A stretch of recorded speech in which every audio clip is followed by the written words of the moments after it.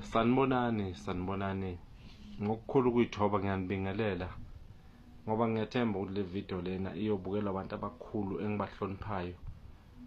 Ngenza le video nje ngenhlonipho nokudinga usizo engibuhlungu emoyeni wami. Igama lami ke mina nguBhekithemba Ulukhela Isibongo.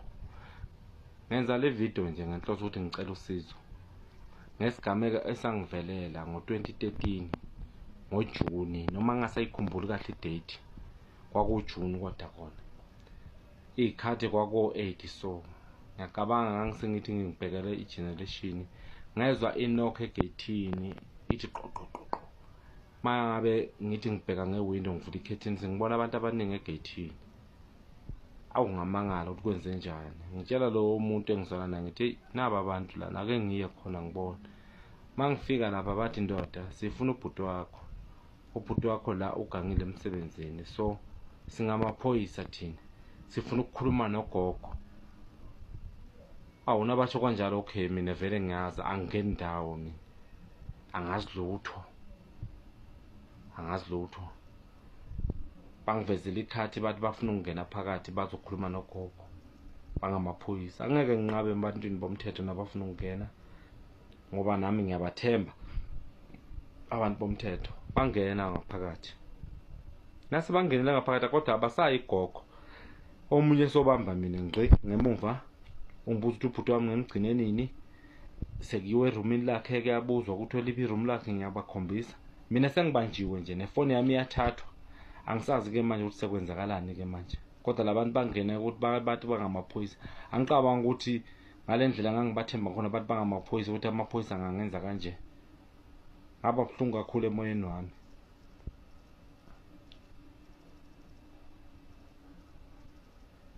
Manje nginenkinga yokuthi mase sesingenile la, ngiyathathwa ke mina. Ugogo waphuma endlini, waphuma nomuntu engizwana naye, le nginey'ngane naye namhlanje. Nganginganangane naye le ngo-2013. Ngathathwa phambi kwabo, babhekile, ngithathiwe ngibanjwe la ngemuva la. Ngathi mina seyimi isigebengu manje, sengigangile. Leso sikhathi angazi lutho mina. Ngathathwa ngawufaka emotweni lapha. Nangifika emotweni ngiyashaywa, ngikhunjula isikibha ngaphansi ngoba ngangigqoke ijakhethi nesigqoko. Siyadatshulwa lesikibha, ngivala ngaso ubuso, ngifaswa ngama-cable tie mina. Kodwa bangene bathini, bathi bafuna ukukhuluma nogogo. Azange basakwenza lokho. Bathi kubogogo nomuntu wami, hayi uyobhala istatement epolice station uyabuya. Ifoni yami yathathwa. Ngasihambana endleleni, bafonela ubhuti wami bathi ndoda khuluma nobhuti wakho. Yebo ngiyakhuluma naye bhuti. Bathi mtshele ukuthi impilo yakhe isezandleni zakhe. Nginangempela ngisho kanjalo. Ubhuti wami wakhuluma nje igama lokuthi ngizokwenza impilo zenu zibe nzima, wabatshela kanjalo. Bangishaya labantu until ngaze ngawufika la kule ndawo engingayazi. KwakuLwesibili ntambama. Ngafika kule ndawo engingayazi le,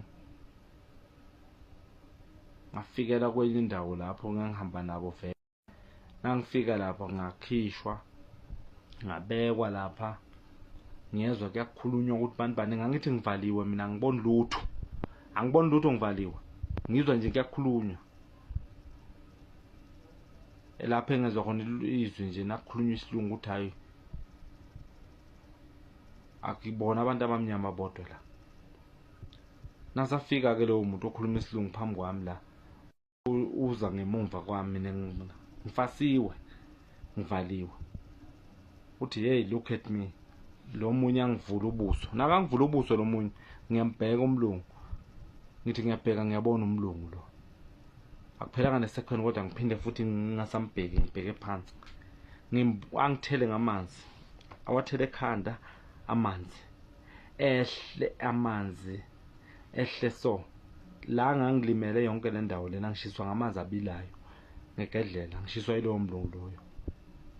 Angibuza ubhuti wami ukuthi ngithi mina ngimazi. After lokho ke bangiyeka, bangabekwa kulelo gumbi engibekwa kulo, libe ngigadiwe. Ngigadwa day and night. Ngivaliwe amehlo, ngifasiwe, ngakhona ukwenza lutho.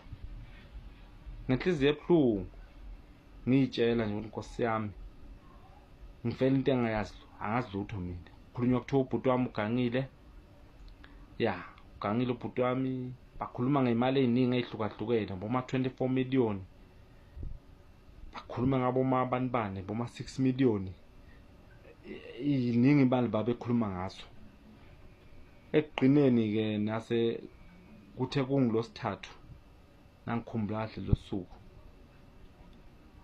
Kwaba uLosithathu, kwaba uLosine ntambama ngeyintathakusa ngaboma 12. Akwaku 12 nje ngiyacabanga. Ngoba ngathi bangithatha bangifaka emotweni lapha. Baphinde bangivala ngasibona isikhathi ukuthi sazithi 12:30 kuyale. Ya, noma nganasho kahle. Ngoba ngangithi noma ngihamba endleleni ngibheke phansi. Ngase ngivuzwa ngokuvuzwa nekuthiwa ngizakhomba ukuthi sikuphi imali. Siya eMelo la ubhuti wami lo azalwa khona ubaba wakhe. Ubaba wakhe sihlanganiswa umama mina naye, ubaba sizalwa ndawonye. Sekuthiwa ngiyokhomba lapho ubaba wakhe ahlala khona. Mhlawumbe ubalekele khona. Kodwa ngabatshela ngathi angazi, bathi uzokwazi. Nasihamba sifika le eMelo. Siyafika eMelo. Siyaya lapha masifika. Ngiyavuzwa kuthiwa kuphi enyibe ngiyabakhombisa. Kodwa manje lapha kabhuti wami mina, khaba ubhuti wami angazi kahle. Ngaqina kudala. Ngokuthi ngoba nginezihlobo lapha abantwana baba omncane wami, ngaze ngabakhomba khona ngathi ngicela ukuthi siyeni khona lapha ngoba nganginesho ukuthi vena bona bazokwazi. Nangempela kwaba njalo. Umfana wakithi lo mntana bomncane wami nangikhomba lapha uthando kwakhe. Nguye owasithatha wasibeka lapho wasikhombisa lapha kababa kabhuti wami. Wafika wasikhombisa sangamtholi kubhuti wami, bambheka bangamtholi. Sabuyela emuva ngabuyisela lapho mina bengibekwe khona.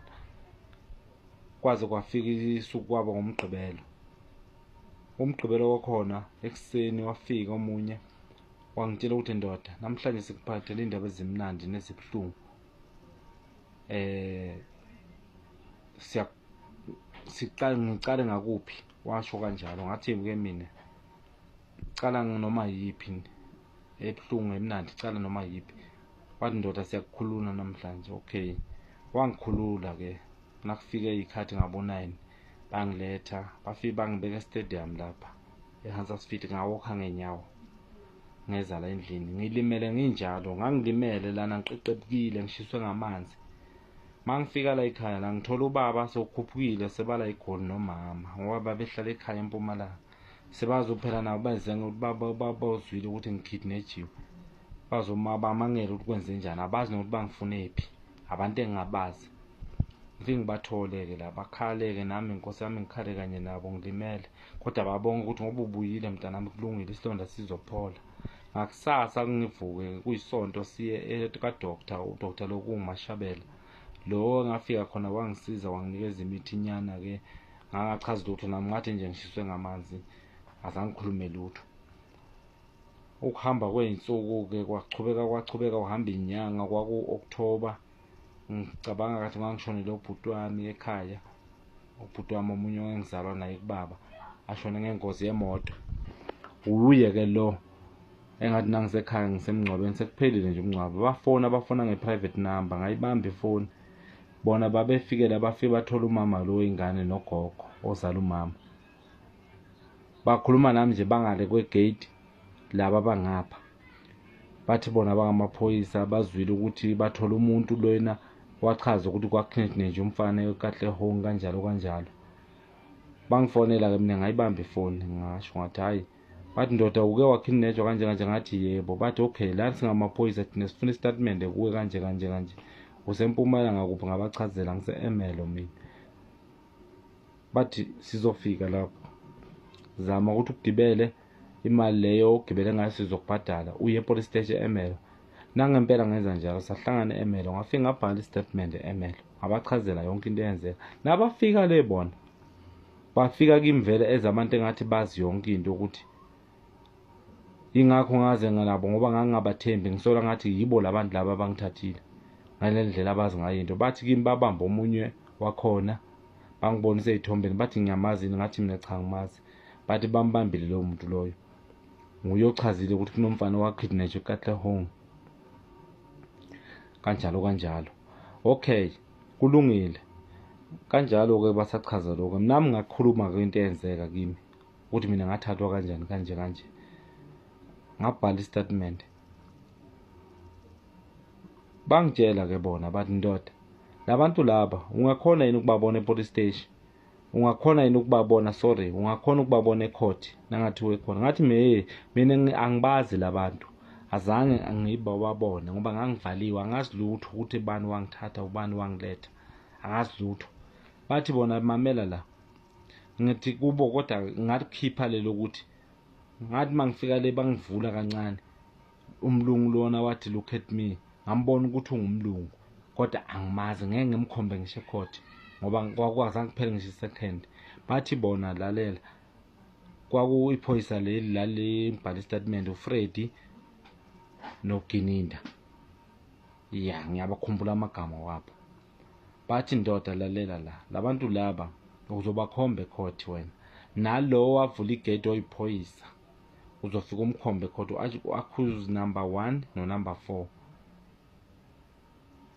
Bathi uzokhomba lo, ukhombe lo, ngoba uthi umlungu, nangi lo mlungu lo, uzomkhomba lo mlungu. Bangibonisa bona ezithombeni, bathi uzobakhomba labantu. Ngathi mina okay, ngoba abantu bomthetho ayikho into engizenza, babengitshela bangangibuzi. Base bathi ndoda mamela, yonke lento eyenzakala la, nasekuphele yonke lento le, wena sizokunika imali, uzothola imali, umele uclaim imali, uthola imali, ukhishneje amaphoyisa, uzothola imali. Sifuna ukuthi lento le uyenze, labantu labo bakhombe ecourt, ngoba mina ngangeke ngibakhomba, ngibazi bona, bangibonise ezithombeni ukuthi uzokhomba lo owavula igate, usho ukuthi nangu lo nalona umlungu lona u-accuse number bani. Kwaba kanjalo ngoba ngakhomba abantu ababili vele ecourt, bangibonisa bona ezithombeni, ubaba uFreddy Ramohari noGininda bobabili. Angibakhulumi kabi kodwa ngikhuluma iqiniso ngenhliziyo ebuhlungu ukuthi ngoba ngathenjiswa imali mina ukuthi mase kuphele le case le yonke ngizothola imali. Imali le, imali lokuthi ngangithenjiswa yona, kuliwa ngayo, kuthiwa babekhuluma ngemali ehlukene, kuthiwa i24 million, kodwa ke egcineni bathi bakhuluma nge6 million. Le bathi mina bazonginika half yayo, 6 million, i3 million le. Le 3 million le ngifocuse kuye ukuthi ngizoyithola ke le 3 million, babengithembise yona. Yiyo le ngiyifunayo manje ukuthi ngiyigadile le 3 million kodwa liba yiveli. Laba bangithembisa yona le 3 million. Ngicela usizo ukuthi kubo bonke abomthetho, abazomthetho abakhulu, isimo lesi sami sibhlungu kakhulu. Ngashaywa into engayazi, ngathenjiswa abantu bomthembo nabantu bomthetho, nabakhuluma abantu bomthetho, ayikho into ozayenza. BoFreddy abantu abakhulu engibahloniphayo futhi ngiyabasaba, kumanje ngiyabasaba. Njengoba ngikhuluma ngale video nje, angazi ukuthi kuzokwenzakalani, angikho safety, ngiyasaba kwamina, kodwa nje ngenhliziyo ebuhlungu ngoba bangithembisa, bangayigcini izithembiso zabo. Namhlanje ngithi angikukhulume lokho. Laba bantu laba mina engingabazi, ngikhona vele kubakhombe ecourt ngoba ngangabazi, ngakuboniswa yibo iy'thombe, bathi ngibakhombe. Iphoyisa le kwakuJeff Ntorwane, lo mlungu lo bathi uRod Van Krech, kusho bona, mina ngangabazi labo bantu labo. Kwaba kanjalo-ke, nasibhala istatement, injalo nje ngathatha ngayisa kuma-witness protection, ngaluza umsebenzi wami, ngangihle ngiyibambela wona ama-piece job, ngaluza nje into ey'ningi nje, ngangimele ngiqhashwe kuphi, ngaluza.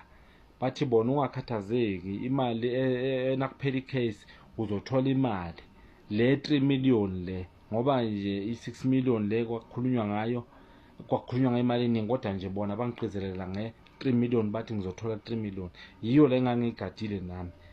Baze bakhuluma, batshela ngisho ugogo ozala umama, batshela ngisho abazali bami abazala mina le emakhaya, babatshela ukuthi ngizothola imali makuphela yonke lento, kodwa kwenzakalanga lokho. Ngicela usizo ngayo yonke lento eyenzayo, ukuthi ngiyayicela le mali, ngiyayifuna le mali engathenjiswa yona abantu abakhulu. Ende ngiyabasaba phela, nakukhulume bona nama zenza, ngiyabasaba abantu nabakusabisa ukuthi if awenzi lento le uzokwenzeka 1 2 3. Mina ngiyini, angazi lutho. Ubaba uFreddy Ramohari ngimhlonipha kakhulu, kodwa nje into angenzela yona namhlanje ngiyakhala ukuthi noma ngikhuluma naye ngimtshela ngithi ndoda, ngani since kwenzakale akwenzeki lutho and yena wathi noma kuphela icase wathatha amafayili wami wanika ilawyer le mina ilawyer lokuba ubujinja wathi uzongisiza ukuze ngithole imali kunamhlanje angase ngithole leyo mali until namhlanje angase ngithole from 2014 angase ngithole lutho aka-communicate nami leyo lawyer leyo mangifanele uba-afraid ngitshela ukuthi hey akhuluma naye mangikhuluma naye angitshela ukuthi imtshela kunike into zakho uhamba uyiklemele naka still yena asho njalo yena ubaba uFred umuntu omkhulu mina ngimhloniphayo nginalo kuthemba ukuthi nakathi ngiyiklemele kusho ukuthi ngizoyithola le mali moso kodwa manje ngoba bangithembisa bona ukuthi ngathi into engizayithola fast akusenzeki konke lokho ingakho ngikhuluma ngale video ngenhliziyo ebuhlungu ukuthi mina bona bangithembisa ukuthi bazonginika imali bangibonisa izithombe ebantwini ukuthi ngikhomba umlungu accuse number 1 lo uyiphoyisa liyumlungu accuse number 4 lo uyiphoyisa lelo uJeff Ntorwane lo mlungu wabathi igama lakho Ronald Cash mina ngangabazi labo bantu labo ngaboniswa izithombeni kodwa bangitshela ukuthi nakuphela icase uzothola imali kusho ukuthi ngangisetshenziswa ngenhloso ukuthi bona babefuna ukufeza izihloso zabo ngami yebo ngiyavuma ngathathwa ngahlukunyezwa kodwa kangamele-ke phela bese ngenziwa isilima ngaleyo ndlela ukuthi ngithenjiswe imali ngingayitholi angiyithole le 3 million abangithembisa yona ngoba bakhuluma nge6 million lena ngathi bayitholile 1 2 3 mina angazi okuningi ukwazi bona kodwa nje imali nje abangithembisa yona nje straight ba i3 million bathi ngizoyithola noma babekhuluma ngemali eningi kodwa le 3 million ngiyayicela le bangithembisa yona ukuthi ngiyithole ngiyayicela ukuthi ngicela usizo ukuthi ngithole le mali ngoba ngangithenjisiwe abantu abakhulu engibasabayo kumanje ngikhuluma ngale video nje ngiyasaba ukuthi angazi ukuzokwenzakalani kodwa ngenhliziyo ebuhlungu esenhlizweni yami ebuhlungu ngibhlungu emoyeni wami ukuthi konke lokho kwenzeke ukuthi ngithole usizo ngithole le mali alright la nginofakazi ke ngiphethe amaphepha lawa ukuze ngiwathole ngawathola nge-VO i-VO le bafika abantu laba se-Sun City laba ojele base-Sun City bazong-invite ukuthi bacela ukuthi kunabantu abangifunayo bafuna ukungibona le ngavuma mina mangifika le ngaba surprise ngathola nje abobaba abadala okungiyena lo baba umbani ubaba uMfukeni nalomunye ubaba lo yibo ubaba uMfukeni wanginika lamaphepha lawo kuze ngiwathole ngaba surprise nangifika lena ukuthi ngithola abantu abadala baboshiwe baboshelwe mina kodwa mina ngibazi ngafika ngaxolisa kakhulu lapho ngaxolisa kakhulu ngathi ngiyaxolisa ukuthi niboshele mina ningabantu abadala kanje inhliziyo yami yababuhlungu ukuthi manje ngoba mina kahle kahle angazi lutho kulento le ngaxolisa kubo yibona nje ubaba uMfukeni wanginika namaphepha kuze ngimbone ngambona lapho ku-VO wanginika lamaphepha ngathi lamaphepha lawa ke abantu laba le 300,000 le abayithola aboPeter le babefakaza nabo lapha kodwa ke mina ngangayitholi le mali ngoba ngangifakaza kodwa mina into eyenzeka kimi ngangithenjisiwe nami ngoba ngizobuhlungu ukuthi ngoba bathola abanye 300,000 nami bemele ngithole phela le 300,000 ngithole le 300,000 nami ngikhona ukuphesha ngoba ngathenjiswa abantu abakhulu engibasabayo nawuthenjiswa amaphoyisa abantu abakhulu aboFred abobongani Gininda unawe uyathemba ukuthi yonke into ilungile kodwa namhlanje bangilahlela ngaphandle ngiyahlupheka la ngiyasokola ngalahlekelwa umsebenzi wami omuhle engangithi ngifune ngisebenze kuwo bangithatha bangisale ku-witness protection bathi bona yonke into masekuphela icase kuzoba right ngizoba nemali ngingakhathazeki ngumsebenzi ngoba ngakufuneka ngifeze inhloso zabo ngicela usizo ke ngicela nje usizo njengoba ngibhala ngikhuluma ngale video ngicela usizo ukuthi ngicela le mali le 3 million le ngiyayicela ukuthi ngiyithole ngoba seside lesikhathi from 2014 ngicela nje usizo ukuthi ngiyithole le mali ngahlukumezeka mina abantu bomthetho engibathembayo ngakidnetshwa kubantu bomthetho ngathenjiswa abantu bomthetho kanti kuphi la kumele siphephele khona mangabe abantu bomthetho bona bangabe basicekela phansi, or mhlawumbe kungcono ngibophise istage kokungqono, ngoba phela abantu bomthetho bonke laba mina abangihlukumezayo. Ngiyacela-ke ukuthi konke kulunge, ngicela nje usizo ngale video ukuthi ibonakale, izwakale ebantwini, izwakale nje emthethweni. Okuningi mhlampe engikukhohliwe ngiyokukhuluma mhlampe le day kunangikwenzeka ukuthi ngiyabizwa noma kuphi ngiyokukhumbula lapho ngikukhulume. Uma nje ngiyasaba ngikho safe, njengoba ngikhuluma nje ngikhuluma ngenhliziyo ebuhlungu. Ngiyabonga.